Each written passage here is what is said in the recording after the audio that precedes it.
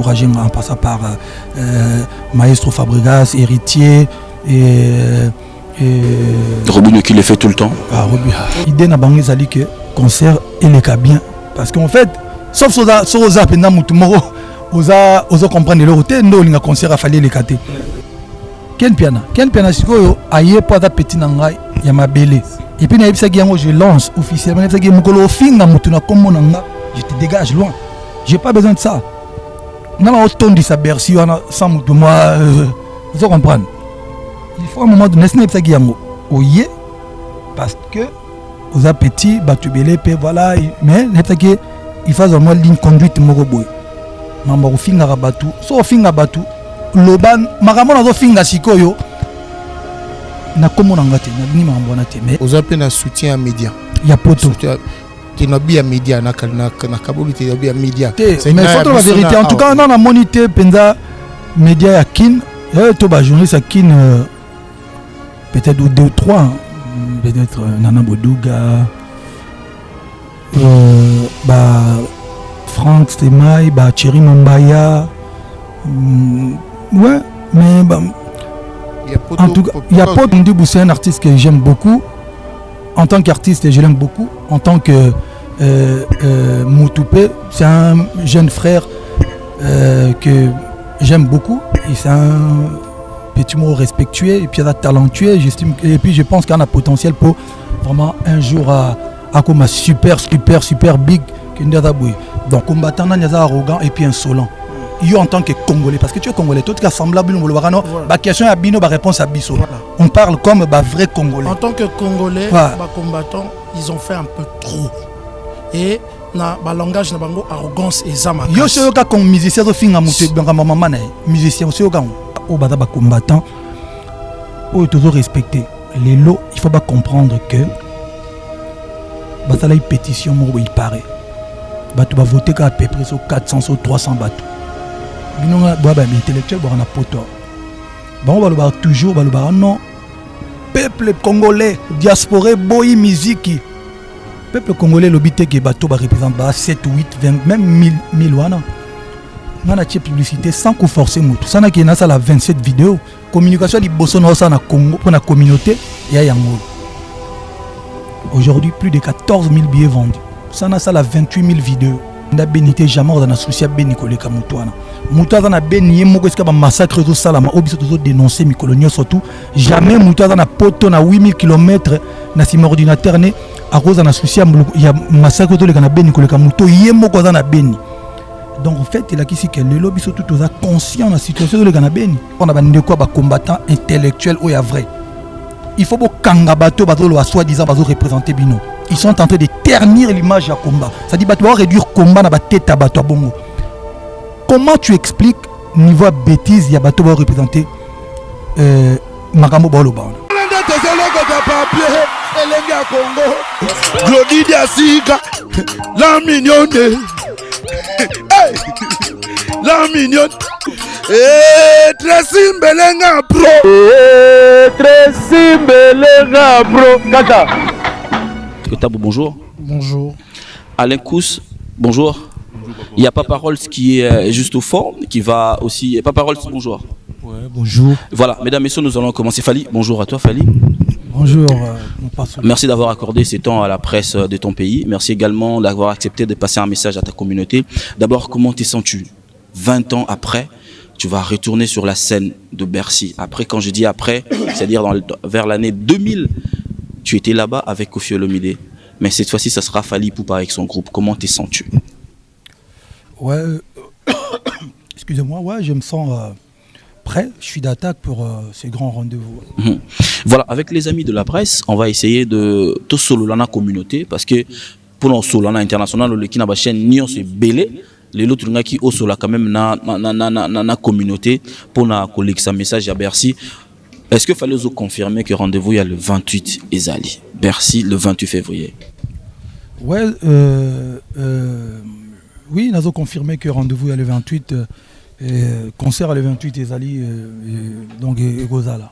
Voilà, c'est Marc Tabloco dans la micro, nous permettre au banda la question parce que tu libéré parti juste après. Voilà. Alors Fally Ipupa, tout le monde dit que la salle est quasi pleine. Le billet était vraiment ébélé. Mais il est important. Et l'autre est vraiment important. Et ça, bateau baroya. Sur ce qui se dit à gauche, à droite, sécurité zandrini pour na bateau baroya. Oh, bah, si bah, son billet et que ça les a quasi pleines.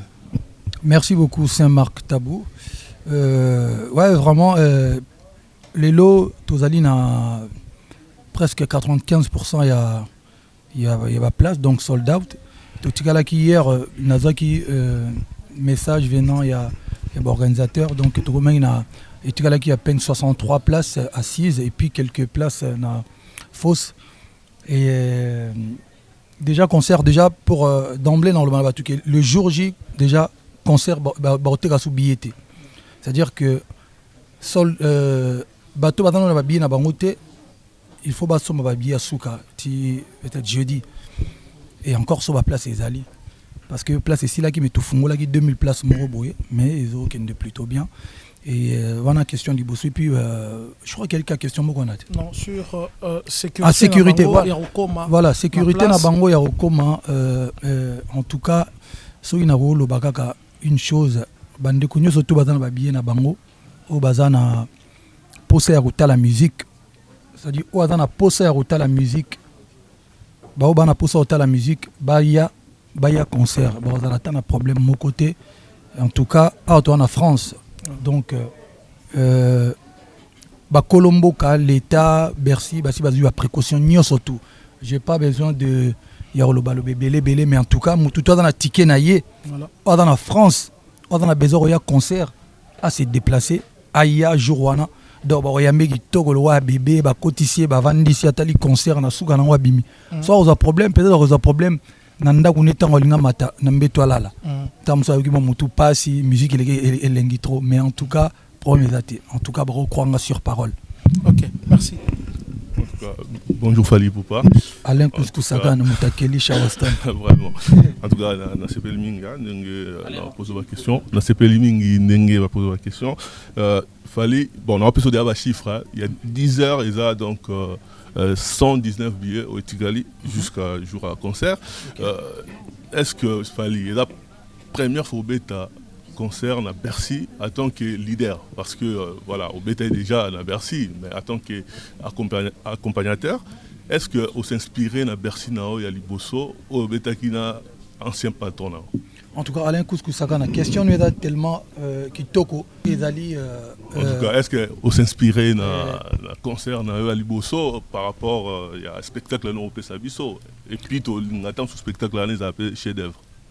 En tout cas, non, oui, bien sûr, parce qu'en fait, carrière, il y a Moutou et Bandara Mbalamogo, na 18 RT. Bandana Tongo, Ti, ils ont continué. C'est vrai que maintenant, on est à Bercy, en 2002. À 2000. Ils allaient à la salle, ils ont Liboso, ils découvert qu'on était sur scène devant autant de bateaux. Et tu as une expérience. Les lots, voilà, c'est-à-dire qu'après Bercy, on a un Grand Prix de Quadra, on a la chance, on a 2 fois invité, il y a Youssou N'Dour, on a payé une fois, on a Dadju.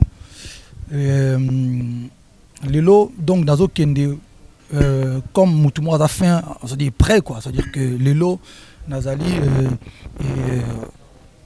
artiste Oyo, Azali ça a bénéficié déjà na expérience on a déjà 2000 et puis tu les loisirs Kobeta concert na Yemoko, donc Azali c'est une continuité en fait. Le spectacle est à 3 heures. Est-ce que vous pensez, on avait invité Onyo Swazali, Oyo et Belé to Ebike Barozala? Musicien, est-ce que vous promouvoir on a concert on a 3 heures au concert en tout cas il faut que tu aies que bino musicien na bino il y a toujours une landa un mot de temps en temps soit tinga liembo ni ba musicien fallait fouler ba musicien te le gars il faut te comprendre le moko peut-être c'est trop compliqué pour na biso ba congolais mais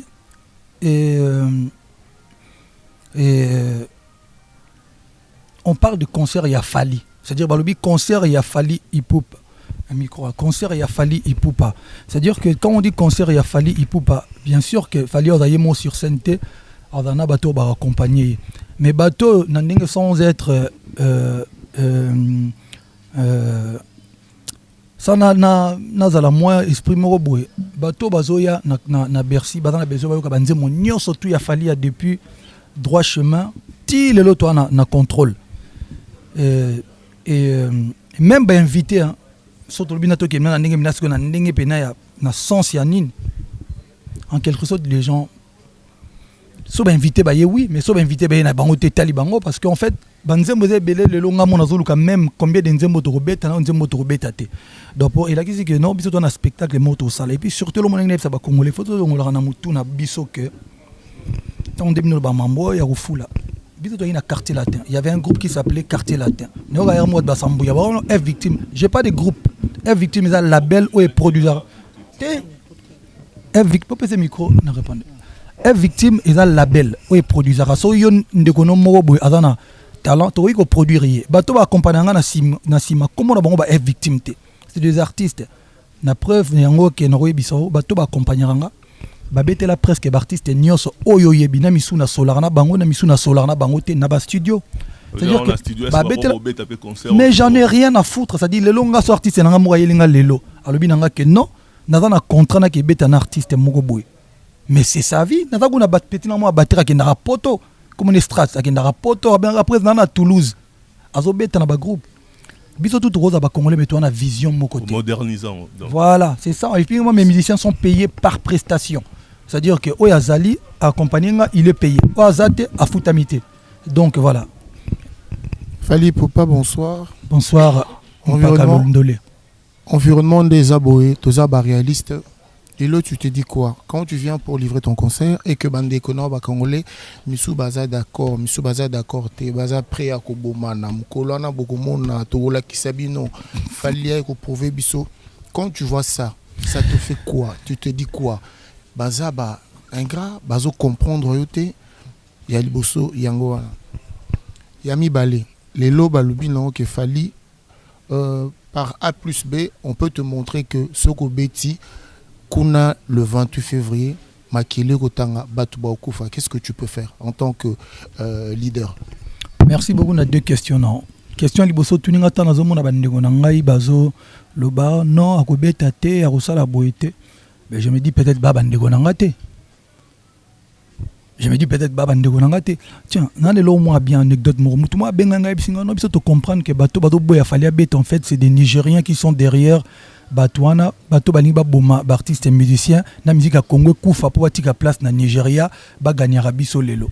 Je peux me dire aussi en fait bato ninga ba boycotter nga tamususu ba congolais te parce que nga na congolais so to lo baka à chaque fois oh tel pays zo mabiso tel pays zo boma ba congolais tel mboka bali ba boma ba congolais ba linga ba boma nga wana siko baza ba congolais so ba congolais ngape na congolais so nga na congolais bon ba congolais te so ba congolais singa na congolais te au moni ke wana étranger te muta menacer nga so tali bien na ba tête ba tutu ba menacer nga ba bomanga est-ce que qui étranger mo wana donc il a dit que tout tiko kosela ka batu à chaque fois que bazo boma ba congolais pas batu non ennemi à liboso ya congolais na congolais ça il faut porter ces tripes pour le bateau la vérité ennemi à congolais liboso c'est prouvé par A plus B c'est des congolais oso comprendre ennemi à liboso congolais non congolais il faut biso moko toye ba ko se supporter toye ba ko milinga après nde to luka binemi à libanda ya lo bwana ndako na bino yo grand frère to petit frère o cheli bande kono to akati ndako poison badai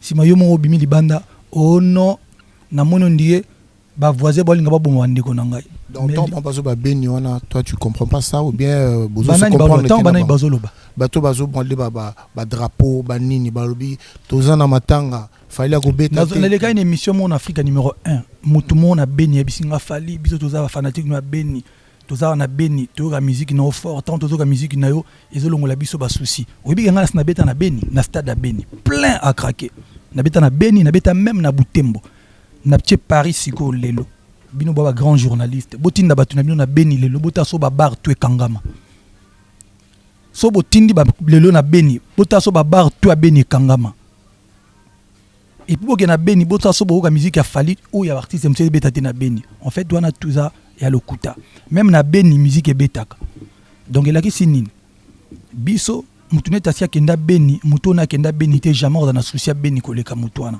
mutwa na beni yemoko eska ba massacre zo salama obiso zo dénoncer mikolonio surtout jamais mutwa na poto na 8000 km na sim ordinateur ne à cause na souci ya massacre zo leka na beni koleka muto yemoko na beni. Donc en fait il a qu'ici que le lobby surtout tous conscient de la situation zo leka na beni. Moi j'ai une fondation toye darabato salama belé na Congo sur le terrain. Donc, Waneza, to batama na sima bénité parce que Wania kutu manque à respect à bato bana béni. Tu ne peux pas dire que nos musiques au beta te po béni ça na problème. Mais tant que ça ba marche, na mona ba marche bato bina. On a bina guerani djembe te a musique. Ozomona. Et puis mutazolo ba non Congo ça na problème mutango za pembe à lati veste qui toko marambutu penza lo kwa mutana ba santé qui toko marambutu. Surtout dans matanga batu bana ma attitude à bout na ndefu koli cheve koli bandana si le roi ba grand prêtre Che Guevara ozomona yo dans matanga za pembe hotel la ti veste ozolo ba ke no musique ko beta te pona beni pro mezali mais surtout che caméra cachée na bakati ndako batu bazo blinga ba boma biso po to ka beta musique omona bango babinaka ba vivre normalement pour un respect à batu à beni il ne faut pas tous sujet wana lokola cop ozomona bat bako comme sondie ba massacre zo le na beni na est cop na sukoli na sali vidéo na YouTube na bwa kiango na zo ba momi na zo crédibilité na sima beni. Moi je ne peux pas le faire. Moi je me déplace na pesa ambulance qui coûte plus de 40 000 € na hôpital général il y a Goma na kina na beni na kina na avion moko coûte ya Malou aviation à l'époque obo kita na aérodrome na betela bata beni ba sepela na gina na Butembo na beta à l'époque ba lo ba so OK côté kuna ba tiela batu poison. J'ai fait une semaine ba image ezali mutu musa na sima McDonald's bo biseke beni OK ndete ba te kuna na OK te pour tiela poison. Donc il faut tout respecter bato baza côté kuna. Il mérite plus que ça, c'est-à-dire que tout le baté tout comme ça on copté. Voilà. Qui n'a posé la deuxième question non. Deuxième question ezali tant balobi que non soki makile kotanga. Encore une fois, en fait des premières questions on répondre deuxième question makile kotanga nani mundele muto ya boma congolais ça dit congolais mutanga tangisa makila muninga ne congolais qui ment ndani oko sasiko baninga na France makile kotanga congolais azo promettre muninga ne congolais tangisa makila douane na ko tout midi à 14h non donc il a dit que biso toza bato yo tolingi paix tozo yaka ko sa musique to yaka ko sala musala na biso. Et j'ai un grand respect pour na fond ya combat. J'ai un grand respect pour certains combattants. Parce qu'en fait, les lots, moi je trouve ça mal que Batouba la Moukaba Bongama Basuko, la bâtir autant d'énergie qu'à pour bloquer concert. Parce que son sali bon j'aime ba yé penati Paris jour jina bina kosa ki bino yi concert ezate. Le bon dépenser bon à transport, énergie, ba vidéo, ba méga, ba line. Vous comprenez?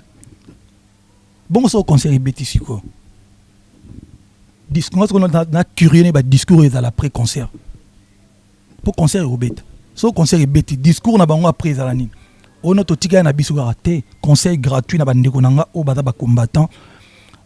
O toujours respecter les lots, il faut pas comprendre que basala pétition mo il paraît. Bato ba voter ka à peu près sur 400 sur 300 bato. Binonga boa ba intellectuel bo na poto. Bango ba toujours ba non peuple congolais, diaspora, boy, musique. Peuple congolais, l'obité qui bateau représente 7, 8, 20, même 1000 wana. On a une publicité sans qu'on force moutou. Ça n'a qu'à la 27 vidéos. Communication li bosono ça na Congo pour la communauté et à yango. Aujourd'hui, plus de 14 000 billets vendus. Ça n'a ça la 28 000 vidéos. Il y a une cité bateau. 14 000 billets vendus. Bon, on va salir 200 000 vidéos. Bah, on a peine 400 bateau va voter na pétition. So bon ba ligne démocratie, peuple a voté. Peuple bon ba lobaka, peuple a lobi tolingi concert. Il suffit le lot. Tout le monde a peuple congolais le roi bazo baté, le lo fin ça biso il y a même des pasteurs makoso na Abidjan, oazolo baba le lo bazo loba. Et à moi soni pour la biso communauté. Et le komoni le gozo pesanga nanga na tika. Miloko no batu muso ba kanina nga soko mekyo tika concert o romona. En fait so boté ba ndeko nanga ono la lingara mingi. So va poster vidéo botaka ba commentaire na site. Et puis Nabi qui est très intelligent. Batala ba commentaire. Faut pas comprendre que le peuple est ligne concert. Fali, si on te laisse parler au Kenya. On a posé 3 questions normalement. Dans la question liboso, on a une compréhension par rapport d'abord à combat. Avant la zone na concert. Parce que moi je veux que tout tigre en concert. Comment tu comprenez un combat en fait? Compréhension par rapport à combat d'année. Merci beaucoup mon pasteur pour la question. On a une épisode de l'euro. Vous voyez que combat, je vais vous dire une chose. Vous voyez que à l'époque, j'avais une amie qui a chanté jamaïcaine, Cécile Ayaka. Tant que combat bandit qui a organisé quelque part concert, jeune baya pour nous recruter coachamo mbongo et ça so ni babing sanga gratos. Je crois que faire gagner, c'est rappelé que nous avons matin na podium na yemba pena na fiwana et jamaïcaine. Et puis moi je l'ai toujours dit, combat liboso ngaton combat banda combat liboso, c'est un de mes amis comme parmi les combattants, amis et frères carrément Rigen Al-Qaïda, il y a grand frère propre et à faire gagner. Tant combat banda tout ça toi il y a divergence, il y a idée, mais côté souka bon à un moment donné bon vous lâchez l'affaire parce que vous comprenez que Mbo qui a bien pensé, problème tout ça, on a compris fond et rose à la bien, mais fort en tant que moteur de vivre dans siècle à l'élo, on ne peut pas cautionner ça. Ou bien même esclavage, esclave, il y a Mambo Basala, esclave, il y a États-Unis, c'est révoltant. C'est-à-dire que toi, inversé parole, il y a des journalistes, Moutoumora y est, à Bettina Messalobi, à partir d'aujourd'hui, il y a au Sala Soumoussano, au Sala raté. Banano Bali, on s'en fout. Parce qu'on estime que pendant 10 ans, voilà, on estime que tu dois plus fort que yo to maté yo to lobi ko yembaté. Ça fait très très mal. Et puis Marambo yo, et ça les gens sont en train de blaguer avec ba vie à bateau.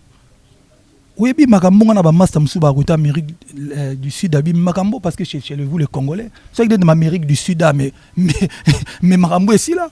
On se comprendre. Pour te dire que les lots de Tozaboy. Makambo c'est les katobo sanango. Les lots sont depuis la combat. Et yaki batu bazui biso to punissement sévèrement, ok, on comprend. Mais à un moment donné, il y a le quoi papa na mwana na ona nda kwa na debana. Mwana mo turbulent, mo ka moi plutôt correct. Ba sali problème au beti ba onyo so mi balé. C'est pas comme le roi punching ball, ça dit so bi miozongi pou pendant 10 ans. Toujours mususu yo papa olingo beta mwana kangolo papa. Et ça humain, et ça normal. Donc l'élo bisoto subir makambo 10 ans. Et là où je trouve que c'est un peu il s'attaque aux faibles parce que je vais vous donner un exemple. Ngana uto na Zénith apeti nanga Bercy apeti nanga Prince Daj kuna congolais avec à part entière. Ozomona. Voilà. Tout le monde a ta vidéo moi congolais, il y a combattant té. Ozomona. Après nga petit nanga pe ni beta kuna vidéo ezate. Batu babeta ba congolais ba beta na poto. En fait, là, on a compris, les combattants, s'attaquent à biso parce que yebi qui est faible. Parce qu'en fait, yebi, na tchebango défi, s'attaquer à petit moto artiste congolais, ou à kola, on a cité, bloqué concernant. Yomo romona. Tu acceptes que tu es faible. Tu ndimi, ça dit tu peux l'ita makoto pas, tu peux l'ita makoto pas. 10 ans. Mais pour nani bozeli 10 ans, pour nani botiki tan moulay boy. Pour tu es faible. Qu'est-ce que tu veux que je te dise? Tu es faible. Parce que bango bazam warrior, bazam makasi goleka biso tu es faible, ton dimi. Pas parole ça, tu peux pas parole ce micro, ouais, pour la question. Tu traîner mingi na combat pour to lobela Bercy, ouais. Na ngala lobaga ke bonsoir déjà Fali. Papa Rolls. Félicitations pour na Bercy au peuple congolais. Et na ogi mingi bande na balobi plus moi 3% na rolo babongo yo baki 5% ya bato baza contre concert na question sous na moi 3 mais ba na moi tapage ya makasi siko na ngana lo baboya na 95% ya bato nyonso ba yeko soutenir yo na moment difficile o baso yo ka ba non mo rezo comme la ba honnête et décourager bango pendant qu'ils ont déjà l'air billet basi ba préparer ba catch ba rolata ba servette mais baso ka moi ba son moi genre ngala ngaki message ni nozo na 95 personnes na bandimi ko soutenir yo na moment très difficile oyo et puis détermination na yo soko ko transmettre bango assurance na yo po bazo contender na yo question na ngai yango. Merci beaucoup ndeko nanga pas parole ce soir bien. Ouais, en tout cas ndeko na lobaki avant to anali bosoir que bateau nyo soti bazan bien na bango. Ezali important que à un moment donné so basomba bien na ngela que artiste orbeta simananga pe basomba bien na ye bateau pe orbeta après orbeta simananga basomba bien na bat balingi musique.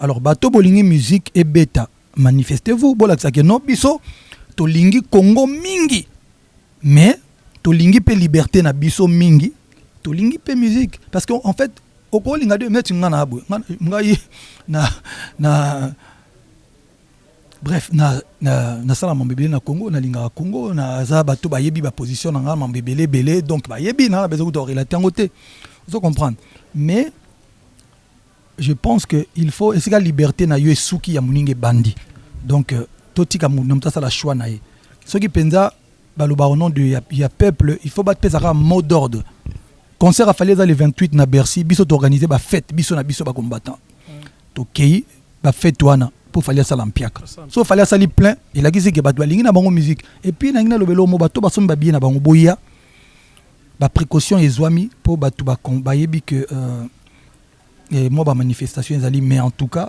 encore une fois c'est bien na poto place to zalia ya mboka na bisote mboko eza mboka bato mindele donc baza pe na ba loi na bango na makamna bango belebele tout pena to memi makamna moi niveau moko boye parce que l'état baza impliqué parce que so ba bi que so en fait so conseil et bétamité parce que nous devons rembourser adapté donc ce que vous obligé bah so comprendre donc voilà et en tout cas on n'a pas besoin de tout dévoiler mais boye ba que concert et puis bah la sécuriser bah toucher mutu moroté en tout cas et puis on a précisé le moko il y a que bref faut clore ce sujet je n'habite beaucoup continuer comme vous voulez maintenant le belo moro nalanda ki pe batumsuba lo bon non tango ba musicien bayaka ba vola betalage soki ba nini esila ekona bana biso ba vidéo ba zocha musicien ba vidéo na kuta bêtise yana kini bato poto e pote bébé lo bato ba coucher na film à peine ba d'abord un et un musicien na ngate puis deux on est nda kwa kishasa c'est la marque d'abo poto bi ke poto le kalato net to sincère oyeba bata poto fois à la fière fois à la na mayele bata poto à la instruit bata poto à na moi lucidité mobi nazo kamwa musicien na yo wana na nzembo le ava musicien na ngate d'abord ndako na marque tabu yo na poto wana ndako poto mais obino bo fingi ça ba na poto mutakin so vandi balo en fait bata poto to so comprendre parce que ndako na l'exa ya poto te bon bref sautons et na lobelo mo tant bande ko na biso bazolo bana bato so bato combattre vidéo wana qu'est-ce que ça a à voir vidéo wana na Congo donc en fait bato combattre makamna banga poto voilà l'étalage ça la na poto bo ya ba yo yiba na France. Les intérêts France et intérêts Congo. Tous on a ce qu'on a quatre figures au Moloba. Supposons que ba musicien to bayaka ba voilà l'étalage et bana ba ça va protéger en fait ba protéger l'intérêt France il y a Congo parce que on ne peut pas dire biso toza wana pona ba mama violer na est pona Congo et bonga tout ça. Non ba musicien so baye bazo yi ba voler l'étalage na ba boutique à France mais mensonge bazo lo ba sur yo. Comme quoi, concert na yo Yuma ya Jekamil mutazo organisé. En tout cas, ça y est tanga te talingate. Fallait nalinga quand même par rapport à Google est là Google est dans la France frère. Batiko yogi ça batu Sony.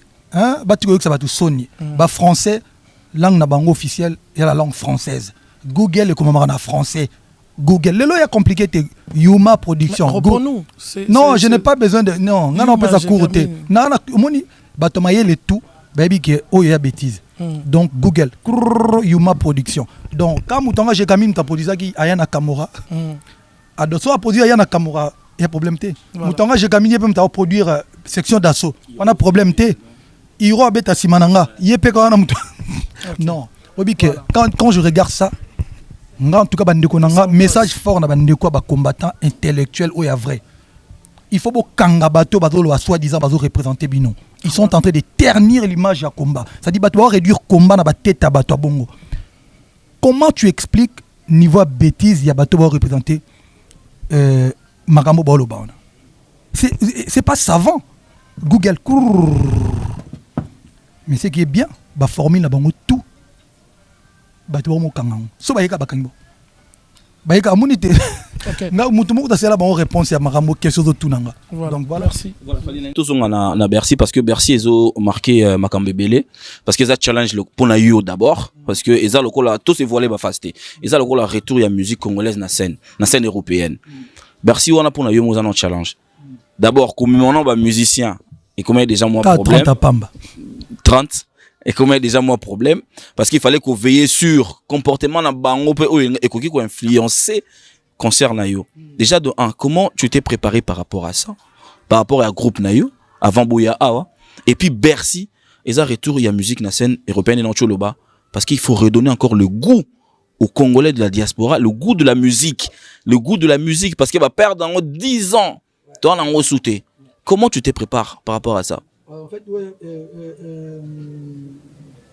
bah musicien on a le discours moko on a le morning on a le train tout à l'heure on a répondu Kous que en fait je ne suis pas mutoyo ou soyez un musicien il se casse la tête pour expliquer bango bo kimate bo sala boyete boni boyete non parce que on voit nous sommes conscient on appelle ça mutu idéologie ndenge mouvement nanga moi je suis l'artiste vous êtes aussi les artistes comme moi so besoin producteur le lobro kende so besoin ba opportunité na bino beaucoup salam mais il faut toujours tout dans la communication noko to vieux to petit to master ngana zuma kop nanga moko boina monique et kokine na sala makamu ngai avec plaisir on remarqué que nana deux danseuses au bazo bina nanga awa c'est des danseuses au bayaki poto il y a 2 ans moko il y a 1 an moko il y a 2 ans moko nga avec na libala après tout ça.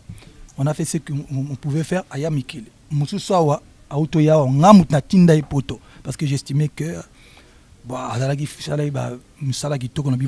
voilà, Kenne Mikil. Tant que y presque on a besoin de Robina. Donc, ce qui est musicien, il faut solana bango. Et ça, il faut, tout le monde a vision. Les musiciens, on a baby qui est toujours à Bercy. Il a 6 mois avant, et tout ça, sur 6 ans, tu es à terre, mais tu vas tourner aux États-Unis, vision à Moulaï. Ça dit, Moutoua a déjà une vision, on a yebi. Il a ralisé la façon aux musiciens, la façon aux solana bango, qu'on s'est trotté, il faut le la vérité. Donc voilà, professionnel. Quand je vous dis que c'est des artistes, dans un projet, il y a Banzembo Bima Kalate. Et puis, même, je suis obligé, il y a aussi la Bino Banzembo, pour défendre Banzembo Nabino, pour un jour, Bino Moro peut sa carrière Nabino sans gaï. C'est important. Donc, il y a le roi d'artistes, ils savent c'est que.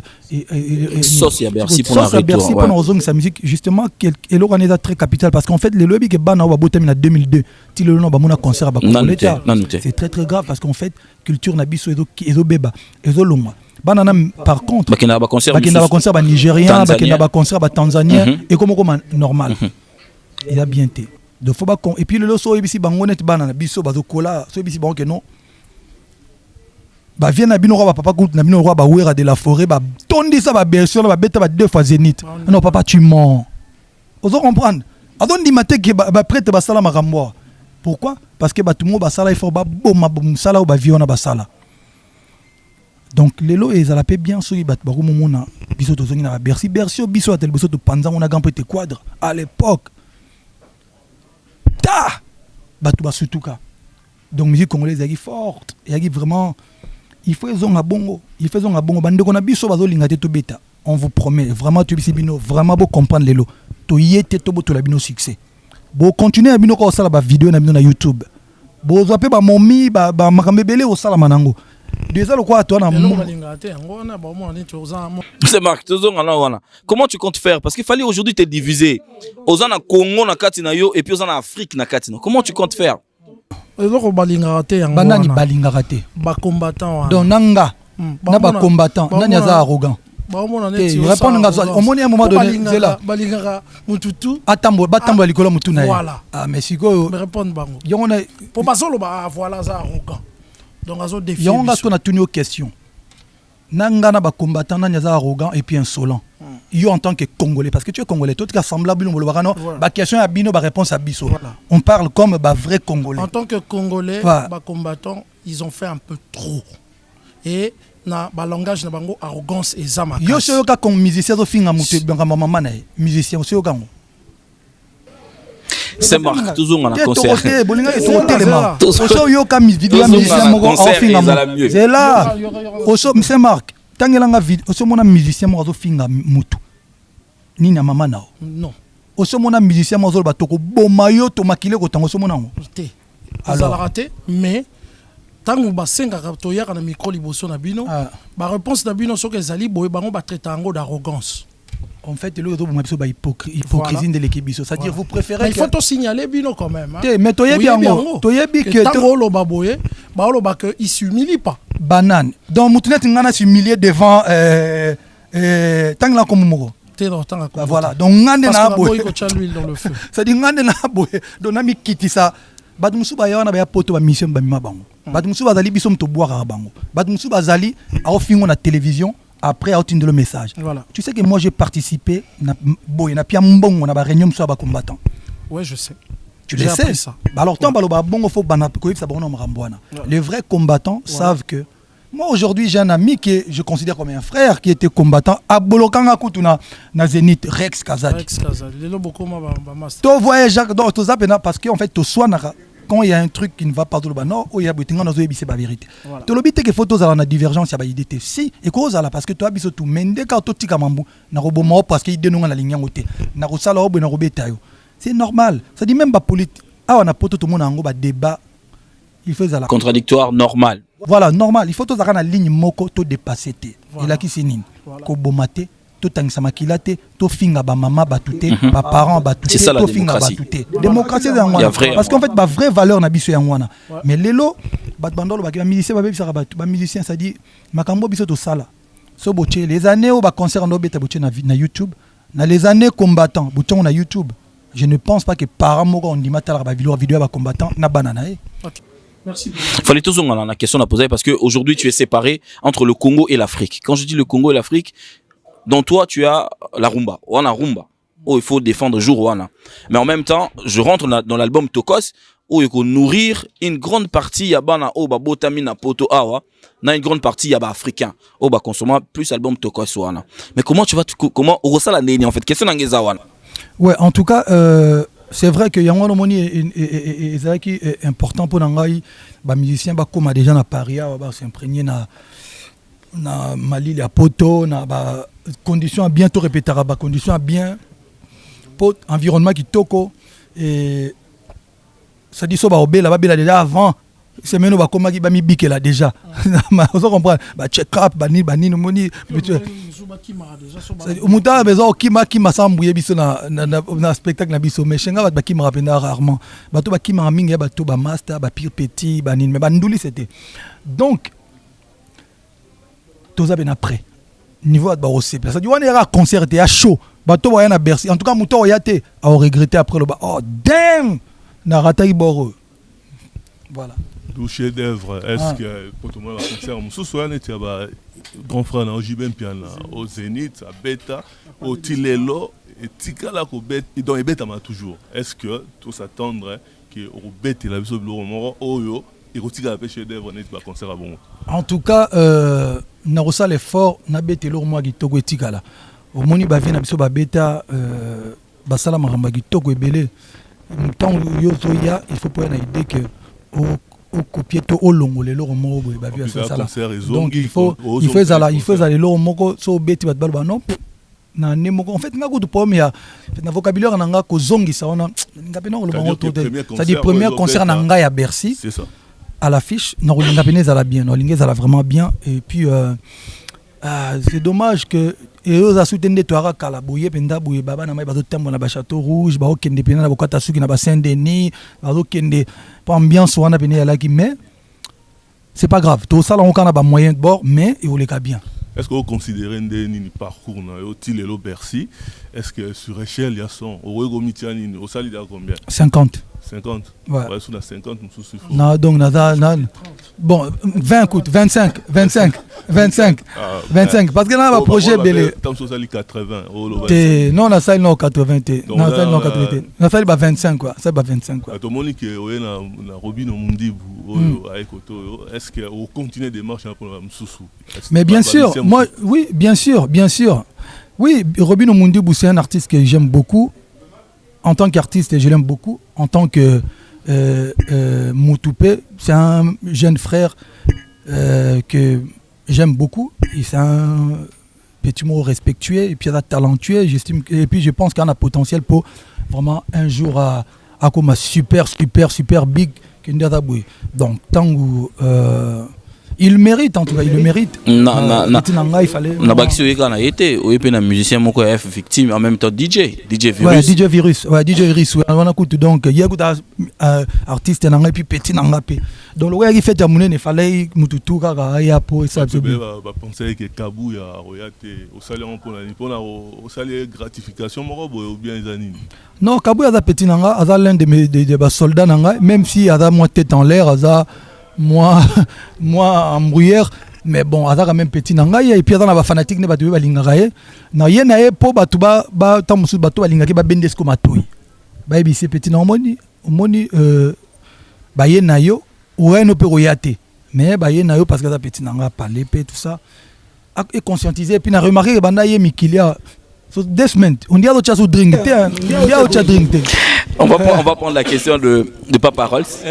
Nabi fali na baksara elo moko question moko ila ngami na mutu tant na okaki concert ya Bercy na yeba jour ya premier concert na quartier latin tant kotaki na salle wana ozozonga lelo yo na mouvement na yeba idée ni na elaki na mutu est-ce que monaki le 28 ou bien ezaki n'évite peut-être ça peut arriver que au jour ngo au boulagi déjà le 28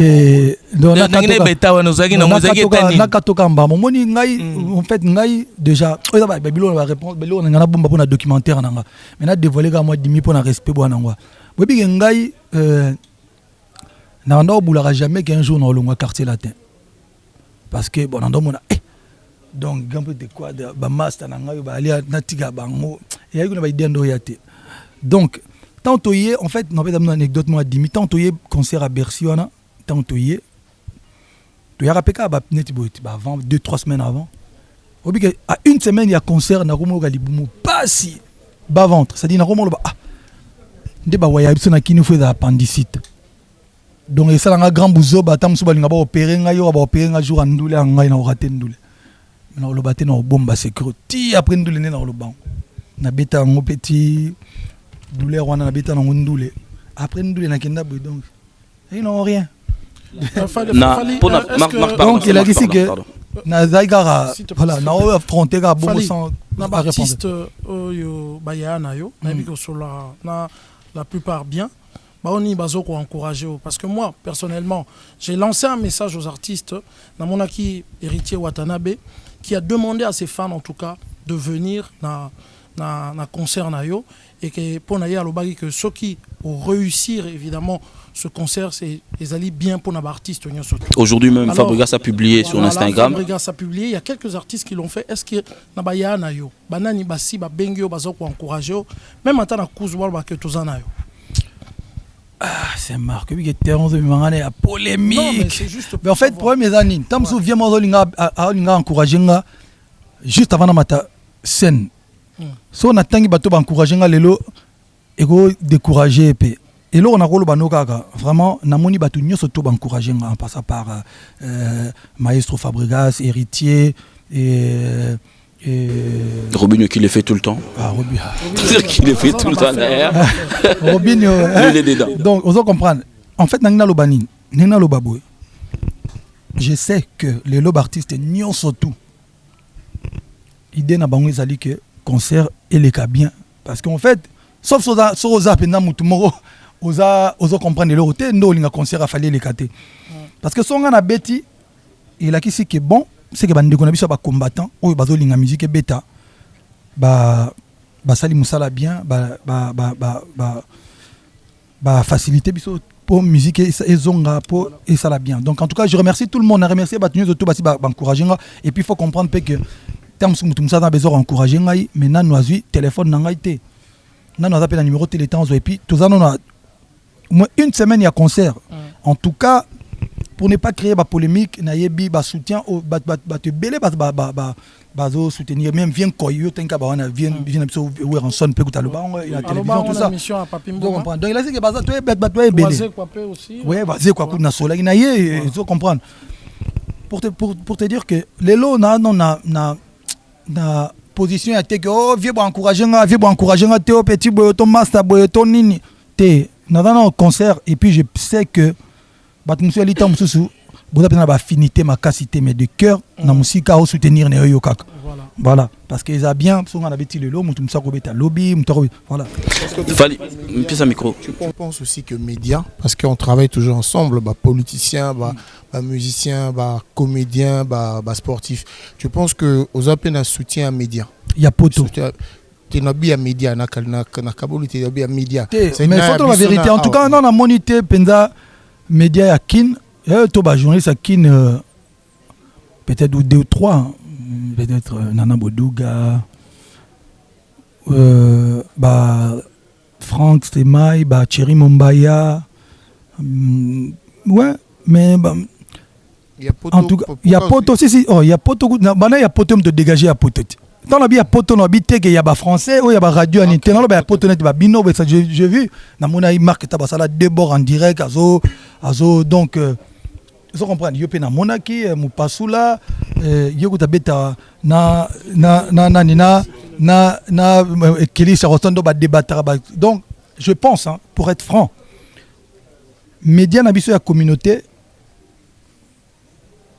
ils ont soutenir plus que il y a peut-être il y a Kin parce qu'en fait bon peut-être pe bon quoi na qui ne peut comme belé ba journaliste belé tam sona attendre nyo sur tout mais c'est que le côté positif de la chose ezali que ba tout les lo ba zolo ba que non na langa ko discours moko ndeko na marque tabalo ba na ko développer alors ben na donc neza bonga na soutenir concerne beta mais non soutenir ka yote na soutenir pe cop na ngai c'est-à-dire que son musique ezongi ba business ebele oza retour ekozonga c'est qui justifie ba journaliste baza ana ba journaliste mso baza te otimba te na lobi bongo te ba mso baza te non et justifier bongo te o lukana problème oui ba journaliste ba sala nga réunion série moko boete non en fait lelo na linga ito sala quand même na ba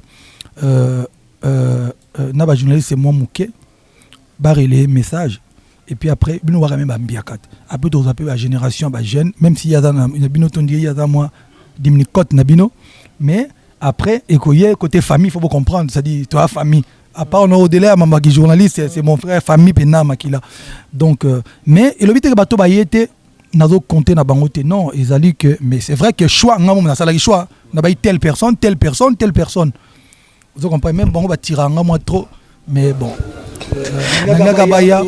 Nava journaliste à Kin, je souligne également qu'il y a Abdul Kaba qui est avec nous. Ouais, il y a une délégation. Abdul Kaba, à part nos journalistes à Kin Braza, Azapé, cadre est victime. D'accord. Il a fait tamouner les bichons. Il risque un truc. Il risque que quelqu'un Azala, grand absent, n'a grande surprise. Quadra. Ah, grand peu de quadra. Vous allez fait grand absence à mon nez, n'a surprise à mon nez. Yo m'en donne sa réponse. Donc moi on a le bas sur le bit tout code. Où ça ndé ni classe pour la vie. Ken piana sikoyo aye po da petit nanga ya mabele. Et puis na yebisa giango je lance officiellement na yebisa gi mukolo finga mutu na kombo nanga, je te dégage loin. J'ai pas besoin de ça. Nana otondi sa Bercy wana sans mutu moi vous comprendre. Il faut un moment de nesna yebisa giango oye parce que aux appétits, batubele, voilà, mais il faut vraiment ligne conduite mogoboy. Mamba au finga rabatu, so finga batu, loban, maramona do finga sikoyo, na komo nangate, na ligne marambonate, mais il fallait quand même pas appeler appétit nangai. Ok, je reviens à ce que mon ami a dit. Pour la absence soana, est-ce que absence à moto, tolobi quadra ou d'autres au bazalate, sur un programme T, jour en ante koya. Simbate. Pourquoi la lobby? Pourquoi? Non, en fait, oui, sans surprise. Programme T avant. Sans surprise, Ali, en fait, n'a rien expliqué Batou. Mon inde to zaboué. N'a pas dévoilé le spectacle de mais la différence entre Bercy, Monsieur Beta, ton Beta de minuit à l'aube. Voilà. On a un Beta Ali de 20h50 à 23h30. C'est-à-dire qu'il bien ça dit invité surprise. Invité surprise aïe et embrouillé régisseur et embrouillé mouta lumière et embrouillé donc et ça très très compliqué. Et un spectacle motosto tongango 2 mois. Mais bon azara na gradin donc et la question que so surprise me soit toi na choité quoi ça dit trop mais bato ba remarquer que spectacle continue mbuyema tout ça na choité mais conseil au mindel bato bazo ba régisseur au ba yebi on dit tout ça la programme bato beta c'était toujours yango moni na ko seka ya chronométrique donc na bo message si biso ba musicien na ba concert na mina minene il y a toujours une note na bandela j'ai bien piana betaki ezala qui vient na Vejoski Kambukuta King Kester c'était Rochero Ruera c'était King Kester Kofi c'était Rochero également et un peu de Papa Wemba Fali Poupa to garder note nani na concert wana parmi ba grands ya musique à Congo. Bon à Bercy, il y a un peu de quoi des arènes. Il y avait un peu de Rochero. Il y avait un peu de Rochero. Ouais. Mais déjà sur mon quartier latin. Donc la question c'est que t'es où Nzembo mourir à Kofi Robeta. Mais pourquoi vous n'avez pas de spectacle si vous savez que vous avez ticket boire na bango? Parce que viens-moi grave à côté bien comme à côté. Batubaya boyan les jours, en tout cas mouton aura raté concert où il y a les 20 italien quoi. Parce que on a pas arrêté parce que on a pas la race qu'on a 2021 pour nous y a sur 2021 à Bercy. En tout cas, Fali Poupa Batunios va considérer les lots aux numéro 1 la musique Nabiso donc c'est-à-dire que Nabinope Nabinope active net chiffres ont prouvé donc voilà donc voilà c'est pas la bonne discussion le mot bozo boya numéro 1 bon voilà tozo ngela aussi est-ce que écart au tiki na ba ninga donc bande ko mususu artiste mususu est-ce que zo eko défavoriser quelque part ce qui est continué bon. Est-ce qu'il faut ben d'abord pour pousser au travail de plus en plus? Parce que ce qui tout le monde a un championnat, même un football, ce qui équipe d'ara mort pour dominer, Arabi Maliban attend c'est comme un peu compliqué pour nous. Est-ce que vraiment ça t'est bien peu ou même ninga mususunayo pour avoir avancé ensemble comme ça au travail de plus en plus? Parce que ce on a malou, on va la lemba, les âmes trop. Mais Yango par exemple, d'abord on a Zali. Je ne me considère sincèrement, je ne me considère pas comme le numéro 1 de la musique congolaise. Non, non, non. Et en tout cas... mais Moutouaza quand même au top. Bon, Moutouaza, voilà, ok. Mais, bon, je pense que même la plus belle femme, il y a monde appelé Saga Ouazanangoa. Moi, ma parole n'est pas la parole du Christ. Et puis, il y a évité que science exacte, c'est-à-dire, moi, c'est tout ce qui m'arrive, c'est par Moussala. Il y a Moussala, détermination. Donc, en gros, pardon. En fait, le problème est Ali, sauf que la logique, oui, je suis en train de le faire parce que regarde, petit Nanga Mundibou, avec le succès, toi, ça va gagner belé. Mais, on a des fanatiques belé partout dans le Kenya, mais na comme une mikilité. Il faut y a bête en aberration, 15 ou 18 000 ou 17 000 personnes à comprendre. D'abord, petit roi Gezmawete, il le mérite. Donc, virus, tout ça. Donc voilà, je pense que c'est une manière aussi. On te bien appeler tout le monde. Et l'homophobie, ça n'a pas biso congolais. À part talent, tout le monde a talent, mon pays ingratitude. Vous comprenez? Il y en a qui ont CTT. Moi, je suis quelqu'un qui a beaucoup de valeurs. Dans le bango, dans la vie, ceux qui m'ont tapé, c'est que ta. Netinga boina kola na bandal. Tant na ina bandal, so m'tapé c'est akabelinga $20. Na muto akabelinga $1000 lelo. Na remercier plus m'takabelanga $20 na bandal. Le but pourquoi? Parce que na bandal na Daesh au sakana tempia ka $20 pour nangelagi ya ro sakana. Ça dit so m'tapianga $20 et là tellement d'importance. Lelo so m'takabelinga $1000 na c'est plan nango. Mais bon. Na roba lukaka be na piango pe mutu mususu de la kisi ke so muta e d'accord une fois na vie na yo ko bossa na ngote parce que ma be ko zala on comprend et le wanga na vie grand peut quadra ezaka mamba bien te mais mo so na boaki kali sur na rétroviseur na ndé na vanda na yara poto liboso za et donc il faut les lorsque problème na bieza ba tout ba comme réticent il y a pas que moi même ba producteur même ba mécène ba tebele ba réticent ya ko yeda artiste congolais parce que les artistes congolais sont trop ingrat. C'est-à-dire artiste congolais on est cool, on est à danger. C'est-à-dire on est à 14h, 18h à Boineyo.